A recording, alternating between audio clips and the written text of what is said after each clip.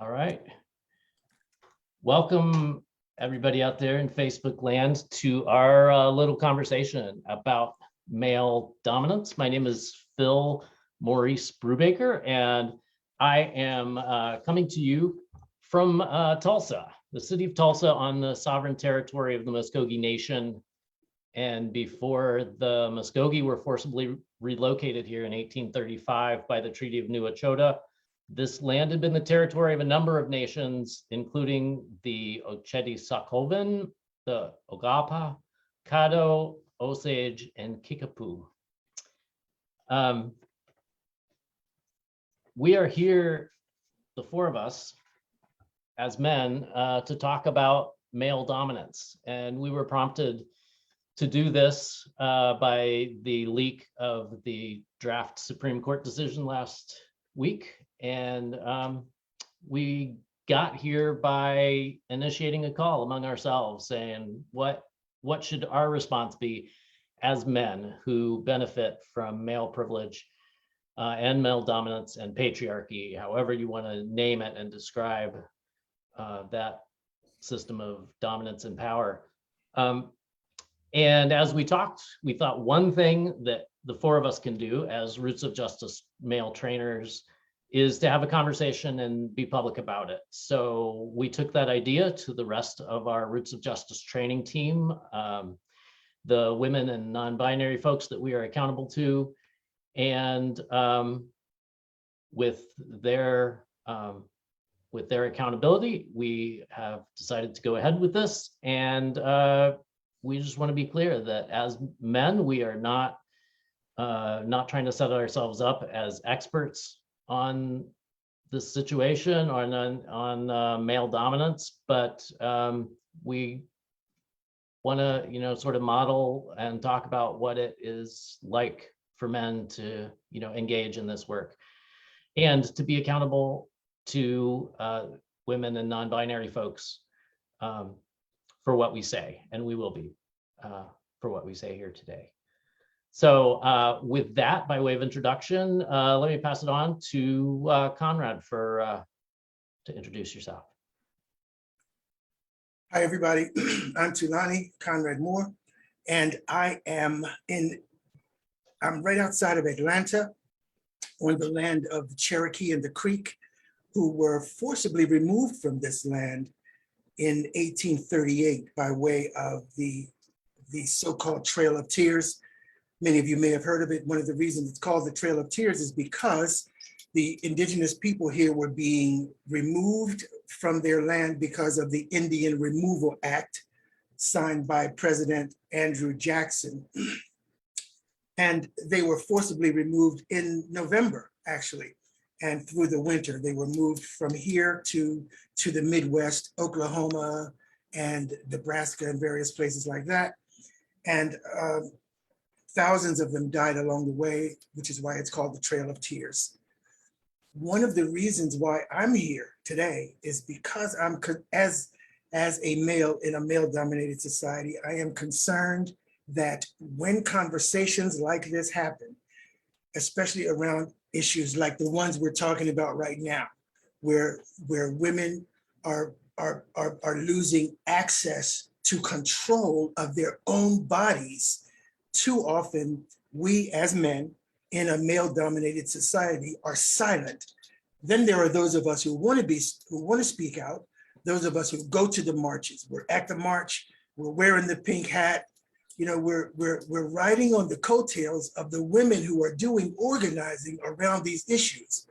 However, our voices very often are still missing, and that's something that needs to change. So that's one of the reasons why I'm here today for this conversation with my brothers. Rick. Thank you, Brother Tulani. My name is Rick Dirksen. I use he, him pronouns, and I am coming to you from occupied and unceded Duwamish land in what is otherwise known as Seattle, Washington. For those of you who aren't from here and may not know, Seattle is actually a perversion of the name of the chief of the Duwamish and the Suquamish people who was pressured into signing the Point Elliott Treaty in 1852.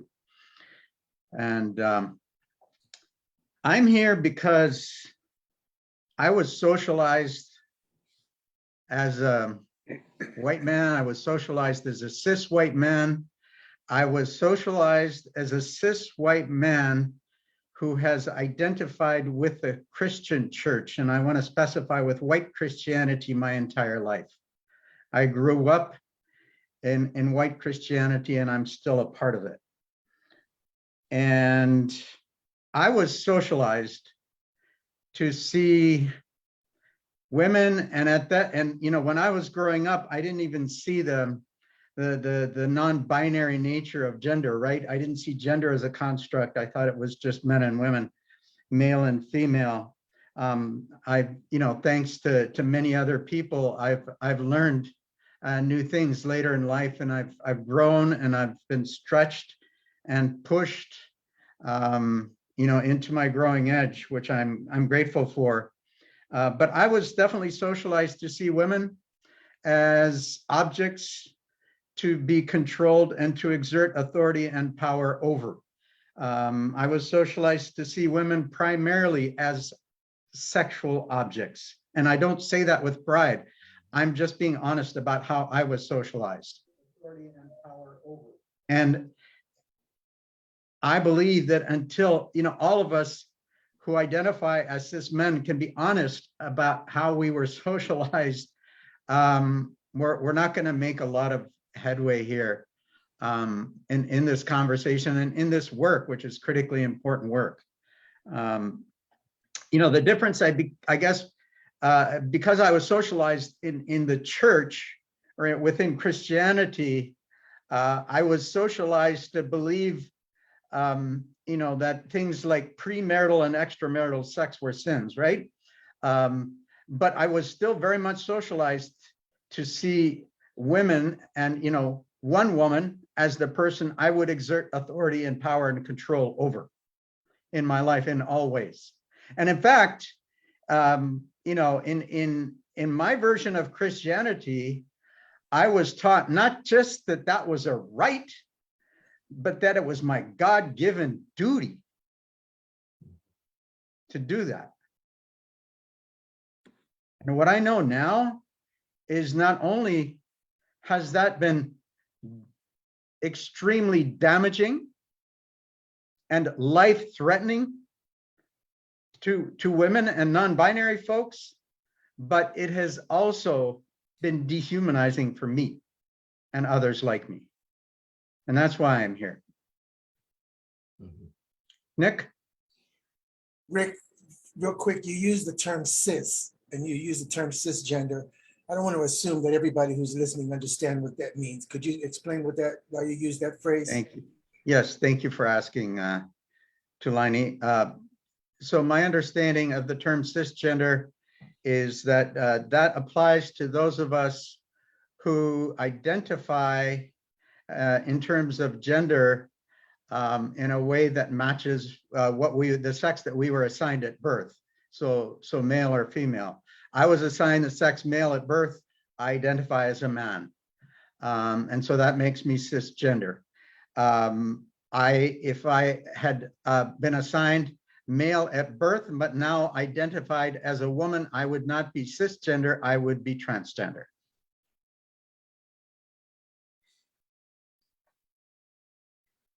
Thank you for that clarification, Rick. And we can get into some of that a little bit later as we look at the ways that men exert control by classifying our bodies. My name's Nick, and I'm glad to be here with my brothers and friends here. And I'm here because, well, and you three can correct me, but I'm pretty sure that my memory is correct, that virtually most of the trainings we do that involve racism, women are in attendance far more than men. And that is why I'm here, because as a man, I've not always shown up in ways that I need to when it comes to dismantling patriarchy and sexism. And I get tired kind of myself of seeing something in the news like that leaked memo and just shaking my head and thinking, damn, that's that's messed up. And then going about my business. So this is part of my own intentionality around being the kind of man that I think I am, one who doesn't want to live in a society that's so unjust and so and gives power and unhealthy identity to men like myself. So glad to be here with you all.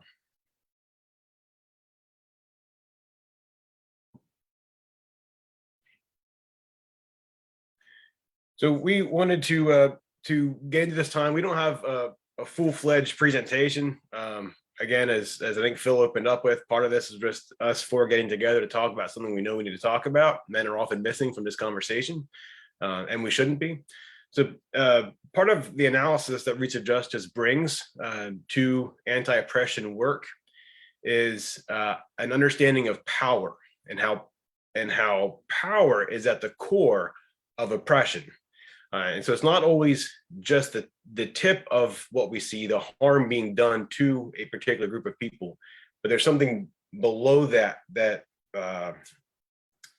serves as the purpose for what we see on the surface. And so are one of you going to share a whiteboard with the iceberg, or are we just going to skip that? You're on mute there, Brother Tulani. Yeah, I could share a whiteboard. Yeah. And I'm gonna share a whiteboard, and I'm gonna be doing some drawing. So check it out. I don't want no laughter, right? Because this ain't funny. But yeah, we're gonna share a whiteboard, and we're gonna do some on the spot drawing.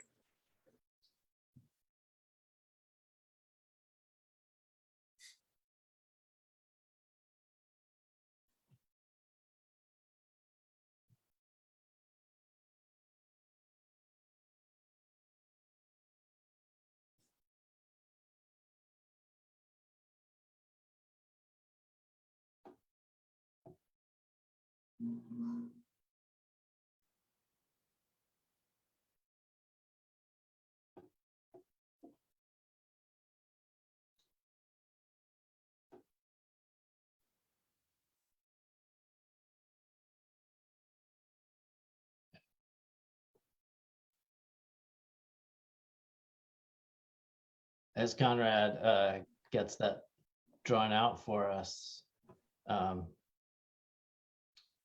as Nick mentioned, we used this image for talking about racism when we do anti-racism trainings, and we find that it's really helpful in that, but also applicable to other forms of oppression, such as gender oppression. And Conrad now has something that looks not totally unlike an iceberg. And Conrad, you want to say what you're talking about there, what you just drew? You're muted, man.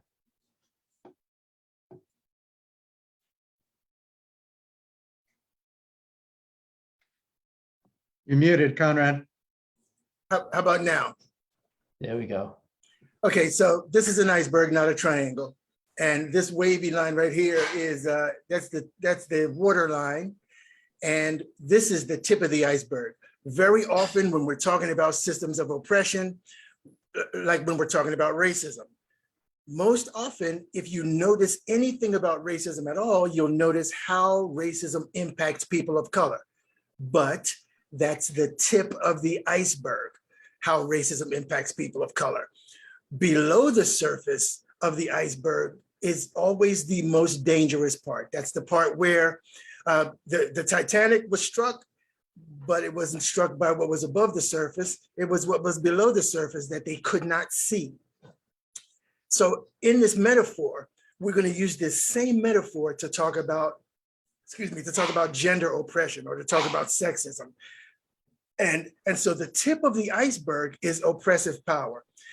If we're looking at the Supreme Court, the leaked Supreme Court decision that we're all expecting to happen, we notice that it is taking away access, women's access to control their own bodies. So what we're proposing is that is tip of the iceberg stuff. Because while women are impacted by this decision impacts everybody. But if we focus only on how it impacts women, we are at the tip of the iceberg, and we're not focusing on the most dangerous part of the equation. The most dangerous part of the iceberg is below the surface. And that part down there we call, can I change the color of this thing? We call that WP. But in this context, we're going to call it male power, MP. Okay, let me let that go for now. Below the surface is male power. I can hop in here, Conrad, if you want to get back to the drawing. And okay, good. Hop in. So yeah, male power is where we see the effects of sexism to benefit men, those who identify or are identified as male. So every action has an impact on women and non-binary folks, and also on men. But they're different. On the one hand, people are being oppressed. On the other hand, men are being lifted up as better than and as deserving of benefits and privileges because of, you know, our own existence in our bodies. In short, that's the middle part of the iceberg there. Male power. I'm trying to get rid of those lines that I had there, but I can't. So keep talking, Phil. Nick or Rick, you guys want to go on for the lower level?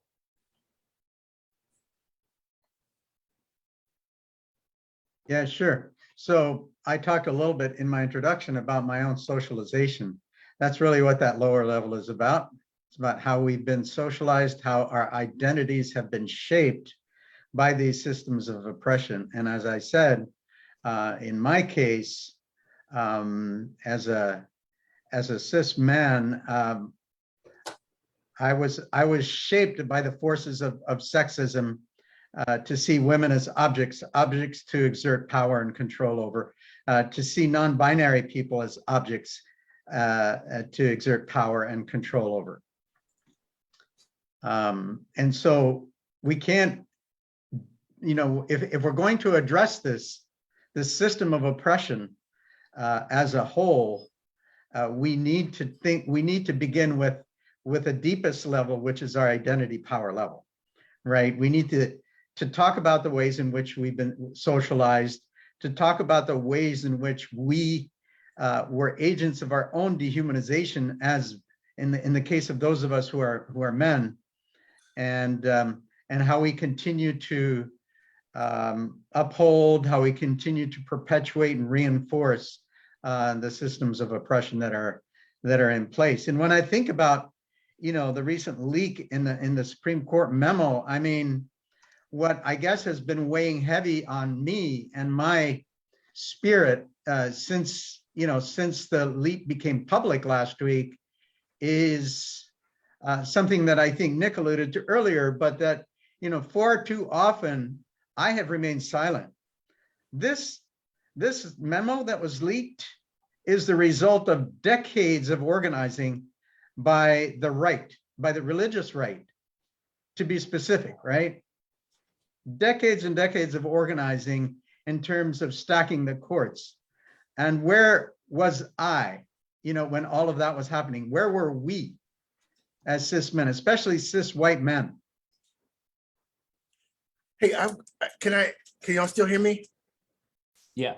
Yeah, I want to add to what you're saying, Rick, because I think it goes back further than decades. See, while on the surface it looks like, a certain segment of our electorate has been organizing for decades. This has been a process in place for centuries, right? White male dominance and the ideology of superiority was a pre-existing condition for European men who came here, who went to Africa and kidnapped Africans. That idea of white male superiority already existed. So to really get I think to really get a handle on this, we've got to, as the guy says in The Princess Bride, you got to go back to the beginning, and we got to go back to where the story starts. And I'm glad you mentioned this whole idea of Christian socializing, because that plays a huge part in white supremacist ideology. White supremacist ideology started out as religious superiority. And the religious superiority was a pre-existing condition of the Europeans who colonized the world. And it became white supremacy. So the point I'm making is that without Christianity, white supremacist ideology would not exist.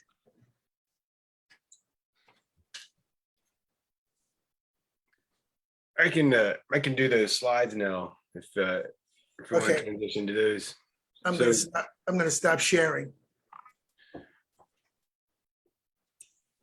So just so y'all know, I'm not a good slide maker. So Kulani asked you not to judge his iceberg. Please don't judge the quality of the slides. But I felt called to do this because it's so important to understand the icebergs, the metaphor there that was being presented, and men's role in this, because too often we're on the sidelines. If we're on the sidelines, that means we're letting someone else do the work, and the folks, women, non-binary folks, are doing the work of something that we created. So when we think of women's rights, and any of you three can answer this, what's the first thing we think of when we think of women's rights? Often, not always, but often. That white women got the right to vote in 1920. Yeah, sure. 1920, suffrage, right? Just before that, I have the list here of the first women elected into Congress. So Jeanette Rankin, first white woman elected to Congress, was elected in 1916, served in 1917. Just before white women got the right to vote. It was another 50 some years until the first BIPOC woman, Patsy Mink from Ohio. And then a few years after that, Shirley Chisholm from New York, first Black woman. So we think about women's rights, we often think of these big moments. And this is something I found. It's a link to a list of women's history milestones. Did you all see the website right now? No, we still see overview of women's rights milestones in US. Okay. That's right. I was going to share this. So this is on history.com, women's rights milestones. So the very first one is March 31, 1776. Now, white people had already been living on this continent for some time before that. So we're just almost pretending that none of that matters. The first milestone is 1776. The second one is 1848. So there was no milestones in women's history for, a 60-year gap.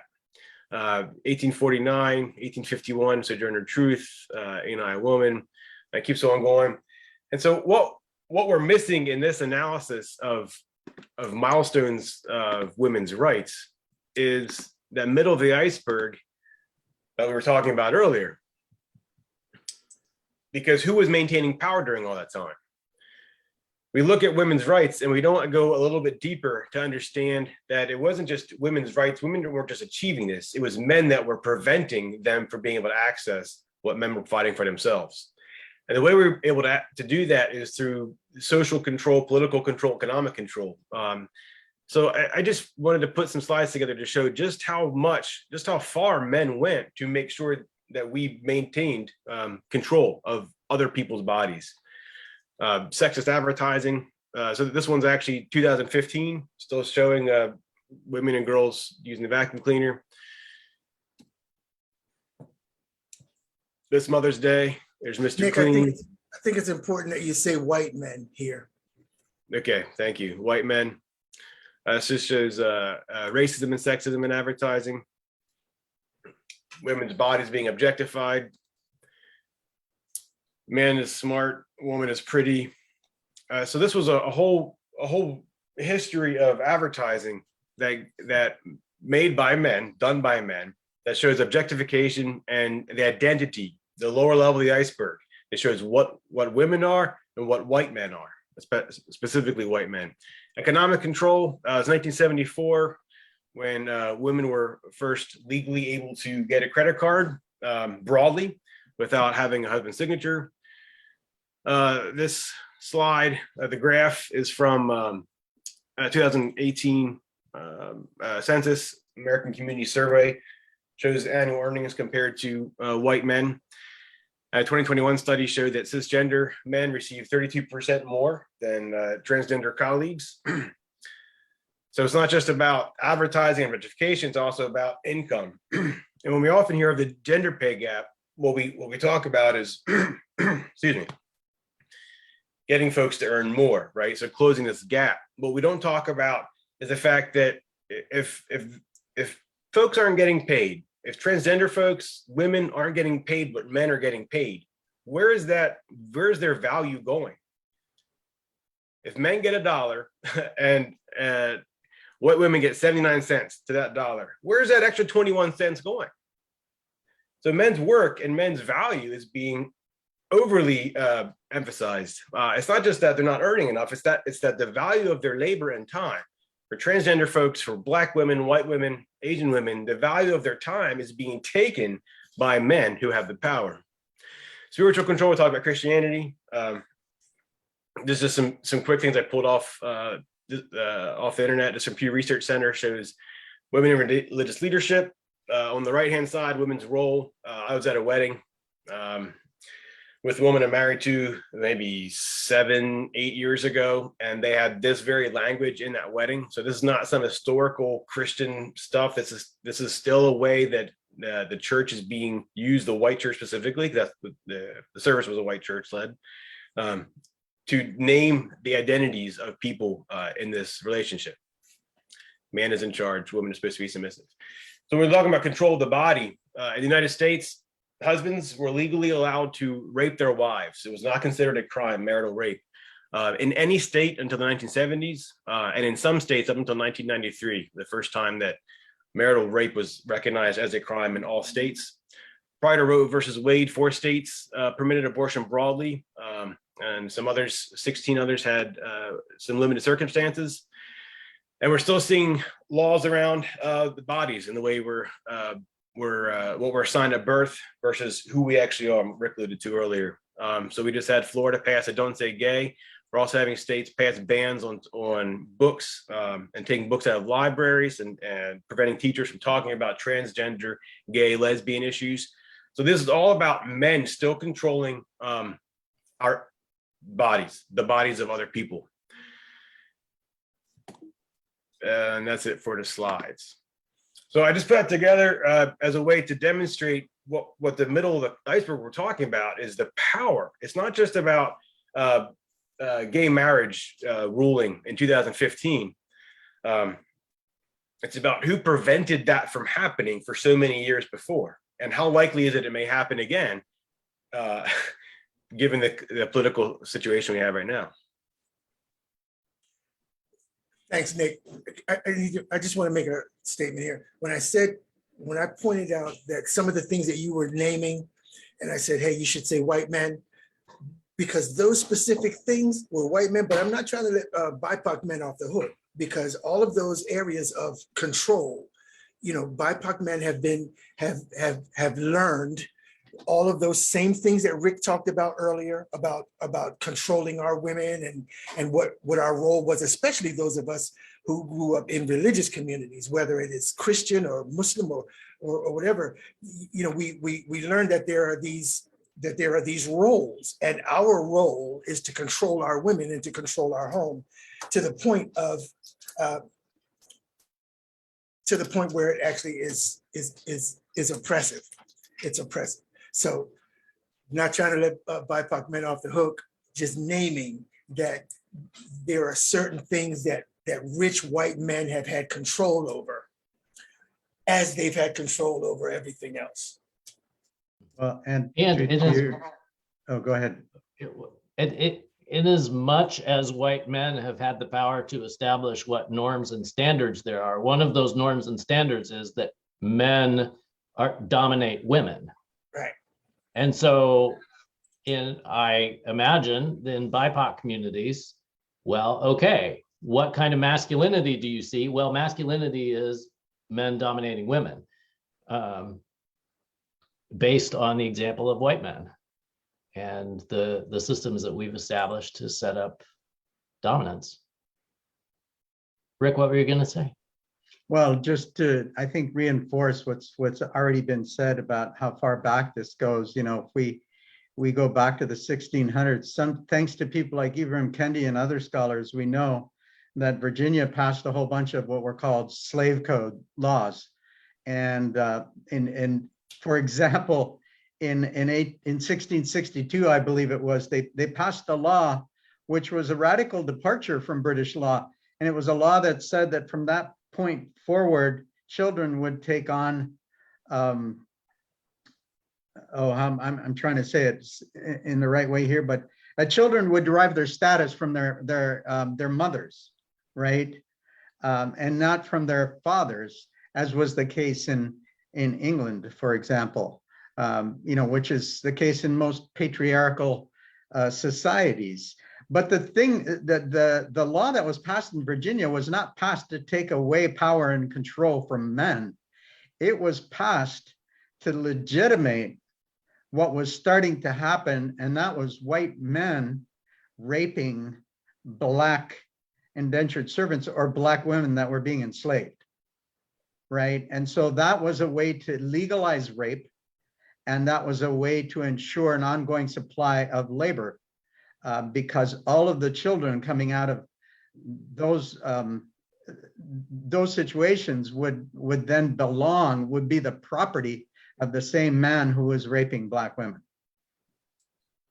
So this goes back a long, long ways. And I think, you know, for me, it's not just abstract, it's not just academic or intellectual. Like, we carry that history in our bodies today. And what does that mean for me? What does that mean for you, right? It put Black women in that scenario that women are talking about right now, where you literally are expected to nurture and raise the child of your rapist. That happened then, that's going to happen again, right? If Roe v. Wade passes, I mean, if Roe v. Wade is overturned, you are going to be forced to birth and raise the child of the person who assaulted you and took control of your body. Somebody was about to say something before. Well, I was about to just mention about how powerfully this has really come home for me in the last week. Because actually this evening, after we have this conversation, a group of folks from our church congregation are meeting for a special prayer service that was requested by an elderly woman who's a member of our church, who was brutally assaulted in her home last week, and she's still in the hospital. And the juxtaposition of the leaked Supreme Court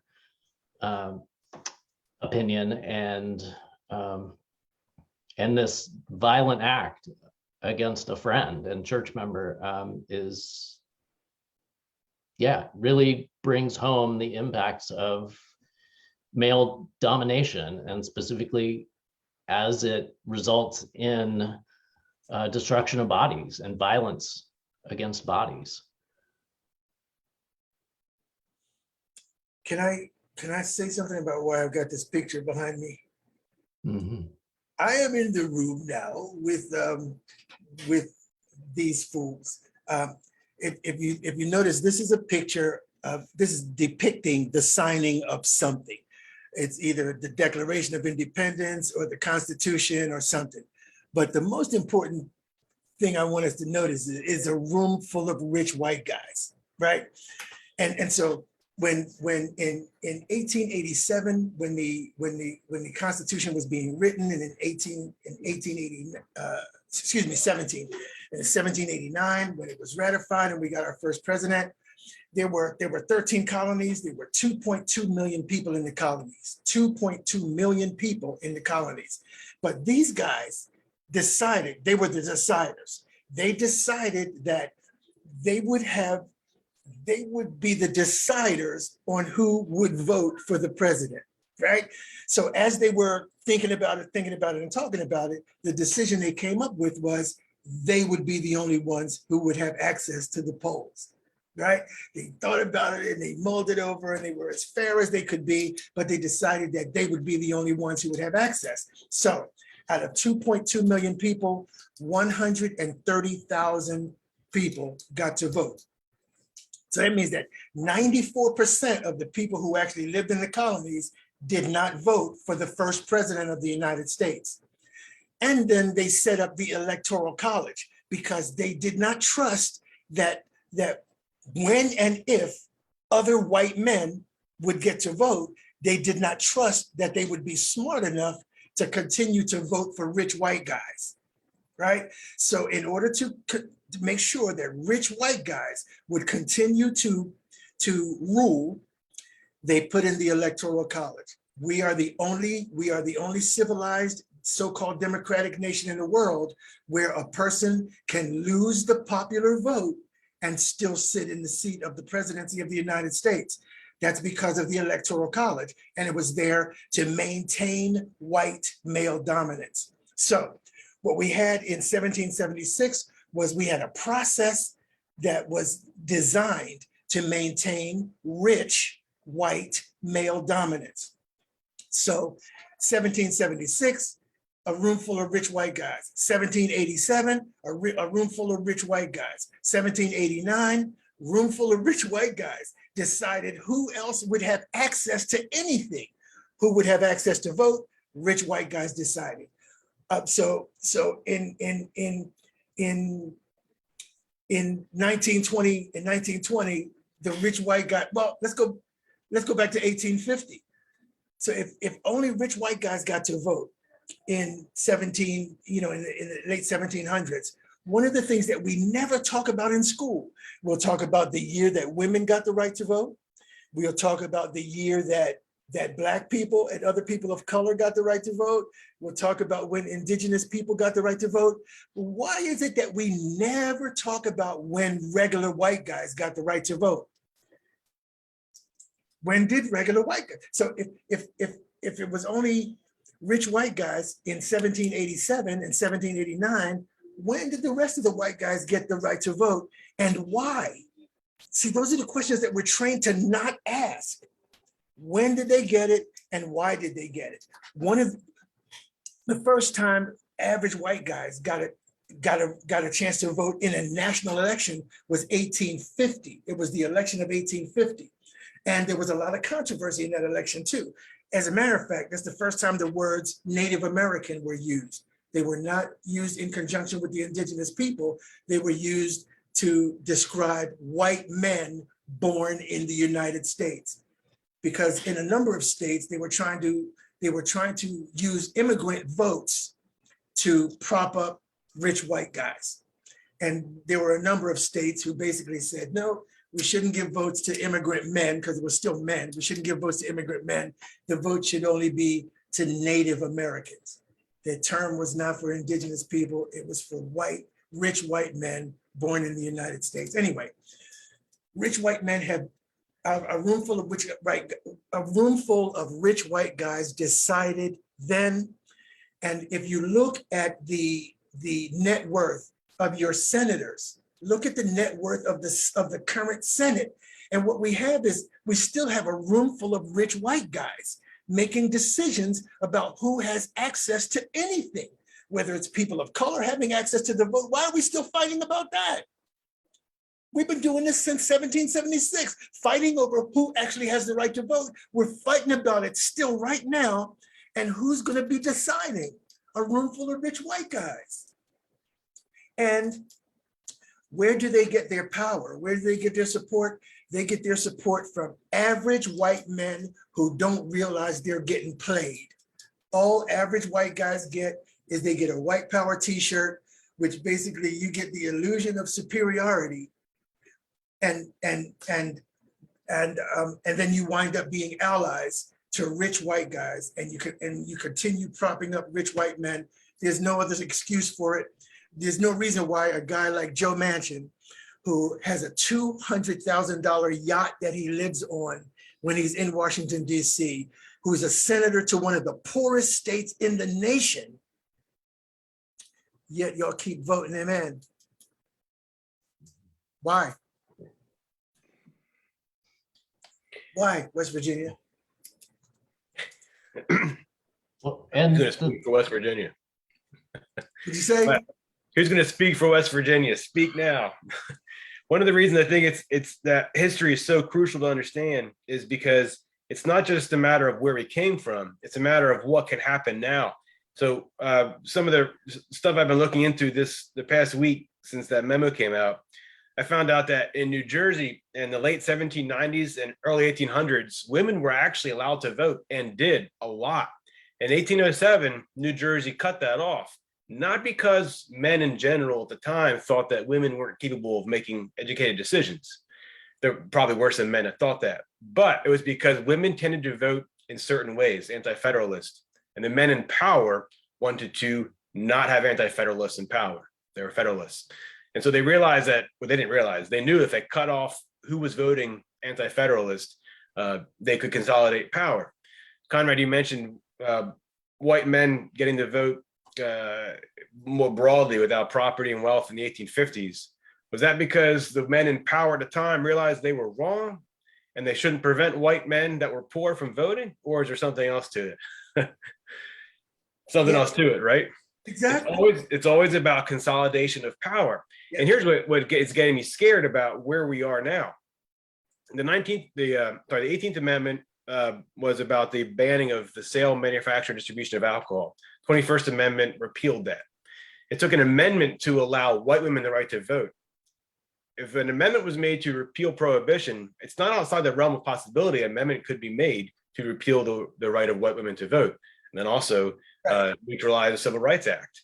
We're living in a system that allows white men to make those kinds of decisions about who has access to the power to make decisions about who controls whose bodies. I'm sorry, Phil, you were going to say something too. yeah, I mean, my comment falls after you just as much as Conrad's. Like once that power that men have had for ages is starting, or at least once we feel it is starting to be shared, even just a little bit, then that whole system and industry of grievance comes into play, and you get Tucker Carlson with his new documentary, The End of Men, which is just like off the wall nuts, and it's all about, you know, the grievance, because like back to the iceberg thing, where like if we feel as men that white or that male power is being eroded or chipped away at, then we try to consolidate the power. And the best way to do that is to cause grievance, especially among men who would otherwise be excluded because of the, you know, they're not in a certain class. That's or right. They're not white or whatever. There are ways to play it all so that male dominance continues. And same things happens with racism, of course. Yeah. And White for me, supremacist ideology, there is no room for it. It is a zero sum. It's a zero sum ideology as it relates to power. White men believe if they are the ones who should have power, period. So the idea of the sharing of power is not part of white supremacist ideology. And here's the other thing about white supremacist ideology. Not a lot of white people realize that they are cooperating with white supremacist ideology. So if you approach some white people about it, of course, they would say, well, it's not something that I believe, but most white people, I don't think they realize how they're cooperating with white supremacists and white male dominance by their silence or their active participation.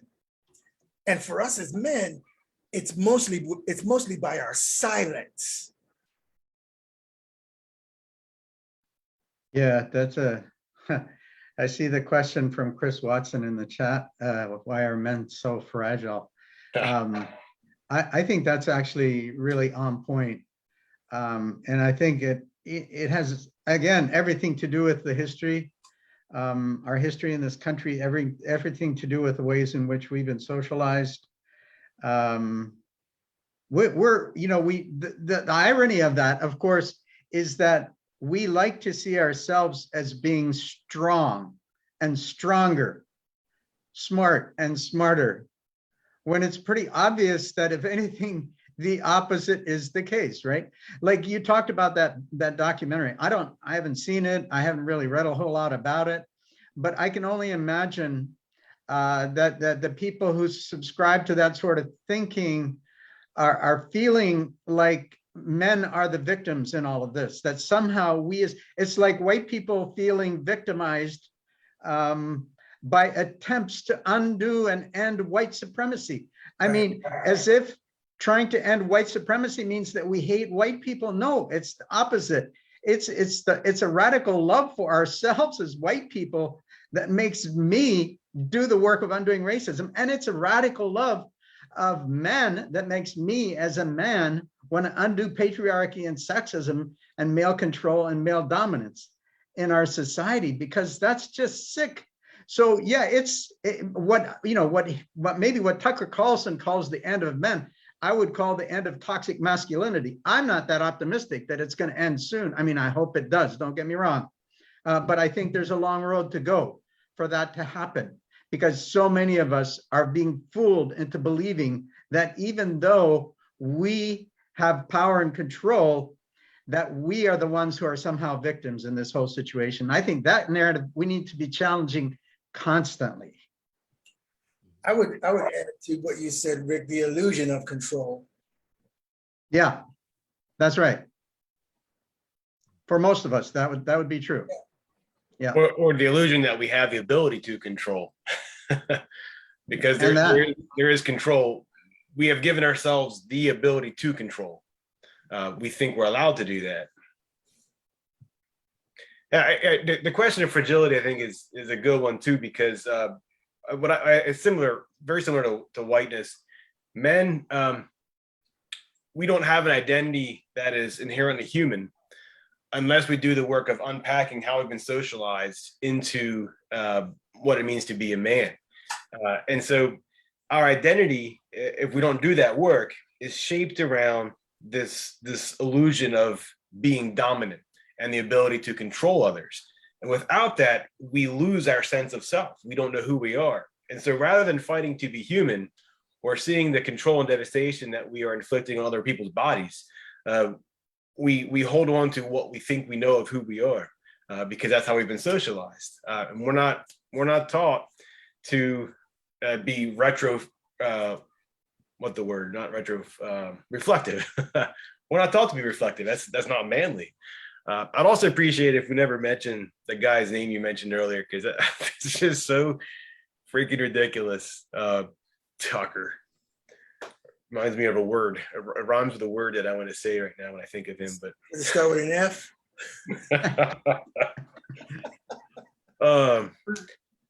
Tougher. with the F.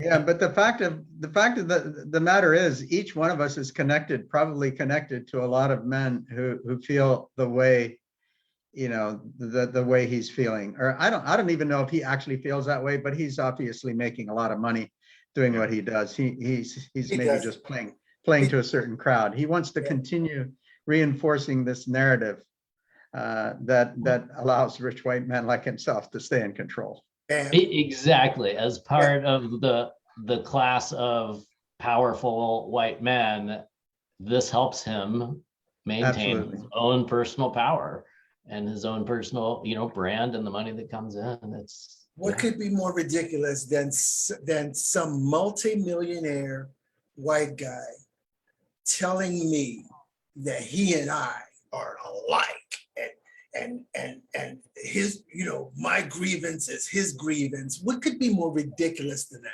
I mean, really. Well, sorry. Go ahead. I think the challenge for me, and I think for some of us that identify as men, is that the narrative that they provide is so strong, including the church and including government and work and all the stuff I was trying to present earlier. It's so strong that they've gotten women to buy into it also. That's right. And so they know the best way to preserve their sense of our collective as men sense of superiority is to make sure we have co-signers. Why do we ever have to challenge ourselves if women, the people we're supposedly oppressing, believe in what's being said? And so it just allows men so often just to get off on, well, yeah, we've got women, I'm married to it. And the other thing too is hate. I don't know if we talk about this, but I often hear of, we talk about hating women or this abortion will be about hating women.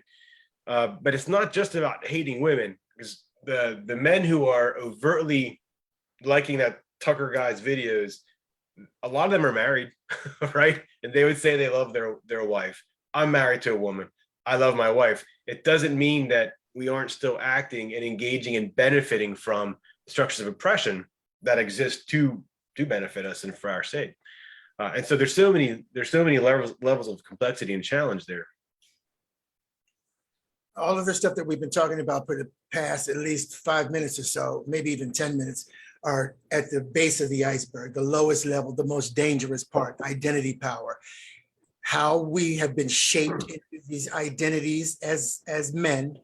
And Nick, you just pointed out how at this level, the identity of women are shaped as well. And shaped to cooperate with male dominance. I remember Carly Fiorina was running for the Republican nomination for president a number of years ago, for 2016, actually, for the 2016 presidency, she was running. And she was yelling about some other candidates. She was yelling that some other candidates were talking about sexism. And she was adamant that we live in a meritocracy. She was adamant that we live in a meritocracy. In my mind, that's a manifestation of internalized gender oppression. The idea that I don't care what other women think about me, I care about what the men think about me, right? And so I'm going to say things that support male dominance. Yeah, and meritocracy is another one of those myths that we continue to perpetuate, because to acknowledge the fact that we do not live in a meritocracy would create all kinds of cognitive dissonance for us as white people. It would create all kinds of cognitive dissonance for us as men, those of us who identify as men. And I guess for me, I'm thinking of our boys, like honestly, and especially, in my case, white boys, it's pretty obvious to me that there is something deeply wrong with the way that we are raising our boys in this society. And if nothing else, I want to be a part of a movement that begins to change that. Yep. We've been living with we've been trained to ignore the contradictions that are right in front of us. Contradiction and hypocrisy have been a strategy, right? And so we've been trained to ignore them. Why would we think that we live in a meritocracy when, if we look at the office of the presidency, the Constitution says that a person has to be 35 years old, has to live here for 15 years, and has to have been born here. The Constitution doesn't say anything about the presidency needing to be white or male.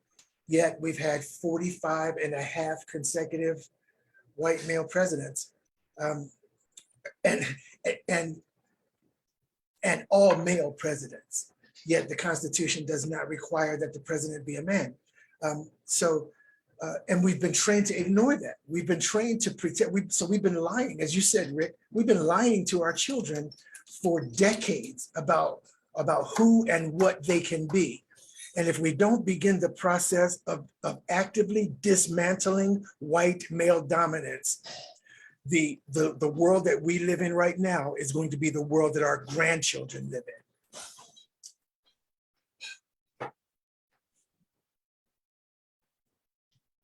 Well, we're coming up on our hour, so I can begin to do a closeout. Definitely don't want to prevent anybody else from saying anything if you guys want to add in something too. But naturally at the end of this, you want to think about what comes next. And I don't have any solid answers. I know one thing for sure. Just like with racism, you don't want to go to those folks who are most directly impacted. Always, you need leadership and accountability. Phil spoke to that at the beginning. I'm going to reference it again at the end. Make sure you're getting accountability to some people when you do things. But also, I offer myself as a member of Roots of Justice. Those of you that are listening, if you're thinking about something you can do, think nationally, think locally, organizations you get involved in, reach out to us. I'll reference the iceberg again. It's important, I think, to understand that, especially with the anti-abortion movement, we don't want to look at starting or focusing on any one particular area because they all need to be addressed. We need to look at the identity as well as the male men power, as well as the oppressive power. We don't want to just do the top. Conrad talked about tip of the iceberg, but if we don't focus on that, well, let's put it this way: there's going to be folks who need abortions, safe. Access to safe abortions. And so we want to make sure we're donating to organizations that are helping to fund them. I know there's being transportation organizations set up to help transport folks to places where abortions are legal. But this is something that will be likely happening when they make their decision in June. And so we need to start planning now. Yeah, if we just focus on that, then we're letting this power still continue. So we also need to do work on eliminating and dismantling structures of men and male power, and making sure we're looking at that as well as the identity. And so it's complex, it's messy and challenging, and that is by no means an excuse to not do anything. So reach out to me and make myself available, and look at some national organizations, look at some local organizations doing some work, and make sure you have accountability. We want to do, at Roots of Justice, we want to do the process of educating, motivating, and agitating, and we could use your support. So if you, as Nick said, find some local organization to support, also, we would welcome your support as well at Roots of Justice. I just want to say, redefining what it means to be a man, redefining masculinity for me is a matter of life or death. It is obviously that for the people that we target. With things like the Supreme Court ruling, but I also believe that it's a matter of life or death. It's a matter of our humanity for those of us who are cis men, and especially white cis men. And I think those of us who are raising boys, as Rick was mentioning a few days ago, it's one of the most important things is to raise our boys to be to challenge, to interrupt male dominance, as we subtitled this little chat we're having. It's of vital importance. And I'll tell you what, I have not, been perfect at that, but I like the way my kids are turning out, and they are going to be in a better place than I was when I was a teenager. So.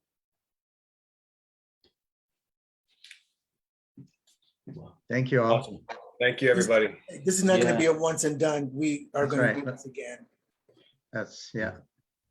Well, thank you all on Facebook. We'll sign off.